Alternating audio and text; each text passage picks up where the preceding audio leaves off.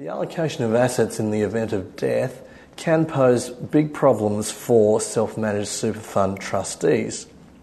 Putting a binding death benefit nomination in place can be one solution to this problem. With me in the studio today, I have Grant Abbott from SMSF Strategies to talk us through what some of the issues are with binding death benefit nominations. Welcome, Grant. Thank you very much, Darren. What is a binding death benefit nomination? Hi, getting to one of my exciting subjects, which is death benefits. Death benefits are really pretty crucial when we look at a self-managed superannuation fund, and more importantly, it's probably one area that most trustees, in fact, I'd say, out of the 400,000 funds, 399,900 probably really don't get death benefits or haven't set in place appropriate nominations in terms of what they're going to do with superannuation benefits.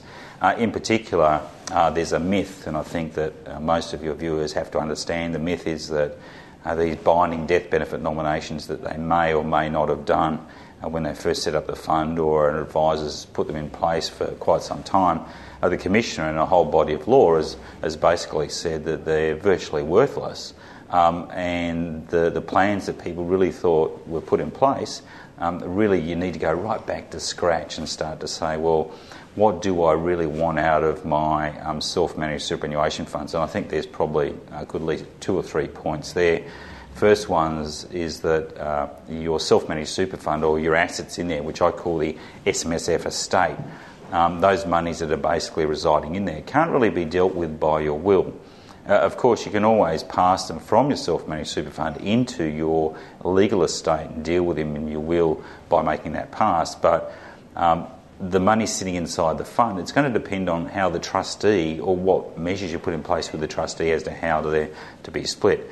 The second one is that now that these supposed death benefit nominations don't apply, we need to go back and have a look at, well, in essence, what are the rules of the trustee? What do the rules of the trustee say? For example, in Donovan's case, which we're both pretty well aware of, it said that in those instances where the trustee simply said, well, you can apply anything that's allowed in the SIS Act, the court basically said, well, hold on, no, that doesn't apply because there's no specific measures in the SIS Act for self-managed superannuation funds. You've got to go back and have a look at the specific trustee, the mechanisms for that trustee.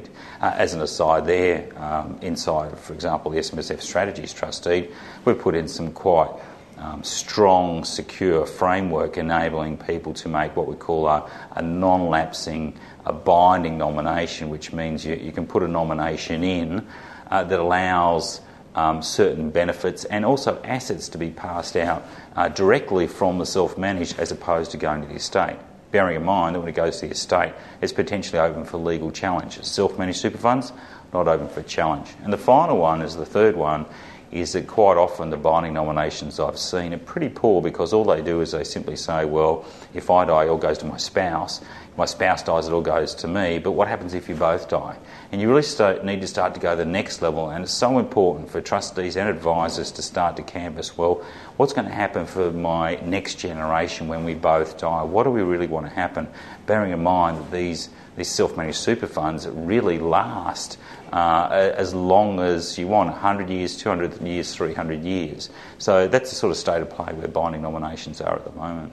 So what should people who have a binding death benefit nomination in place do right now? Well, first thing I'll be doing is tearing my hair out because I probably think we've been operating on a myth for quite some point in time. The second thing is I would probably do one or two things. Go back. You can either take the hard road. The hard road would be go back to your existing trustee that you have, go into the rules of that trustee and see what is the mechanism that applies in relation to that. For example, and this is how specific you've got to be, in Donovan versus Donovan, same name, same shape and form, what happened is a male member of the fund died, and he put in place supposedly a death benefit nomination. Now, what had happened, his wife from his second marriage was the trustee of the fund. His daughter from his first marriage, who's also named Donovan, was sitting outside. They were both the executors of the will. And inside the will, it basically said, look, it's going to be split 50-50. So everything looked good. Now, it came down to when he died, of course. It's better to get 100% than 50-50. So his spouse, and obviously had an extremely good lawyer, went through and had a look at the trust deed and started to object, because what happened in the trust deed said that in order to because we said about the SIS Act before, it didn't apply, but it said in order to make a binding nomination, it has to be in an approved form put down by the trustee. And unfortunately, when they had a look at it, he simply sent a letter to the trustee of the fund and simply said, well, I'd like it to go to my legal estate. Now, quite rightly, the court held, well, hold on, there was nothing preceding that. There was no approved form or form approved by the trustee, so sending in a letter meant absolutely nothing.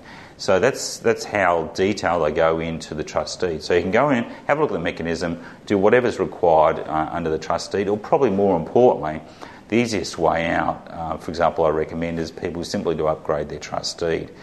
Go and upgrade your deed to something that's a bit more malleable around death benefits, and also all the simpler super rules. If you're going to get it, might as well take advantage of everything and look for something that offers a non-lapsing and a binding nomination, or even inside SMSF strategies, we've pioneered a concept called an SMSF will, which allows you to divest a lot of your estate directly from that fund, as opposed to an ordinary legal will. Binding death benefit nominations were originally put in place to stop challenges to the allocation of assets upon death. Can an SMSF will still achieve this? Absolutely. In fact, there's a long, and thank goodness there's courts, because if you have a look at both Katz and Grossman, Donovan and Donovan, both of those particular issues ended up that they were challenges taken to the Supreme Court by dependents outside of the self-managed super fund, people who are going to be looked after through the legal estate, but the trustee of the fund, who was generally the second wife or someone who was remaining there, they relied on the trust deed, and there was nothing anyone outside could do. The court said the trust deed says this, therefore we are bound by the trust deed. So once you've got it in, and the good thing about the SMSF will is that what we do is we actually make it part of the rules of the fund. It actually becomes part of the trust deed, so that you've got a whole list of wishes that have the force of the trust deed. And importantly, once that comes in, it's virtually locked and loaded. It can only be amended by the particular member themselves. It really gives a lot of protection to the assets inside the fund. Because again, the danger that I said before is if it passes over to legal estate, you're in a lot of strife, because that's when they can challenge under various family maintenance provisions. Thanks for your time today, Grant. Pleasure, Darren. Love to talk about death.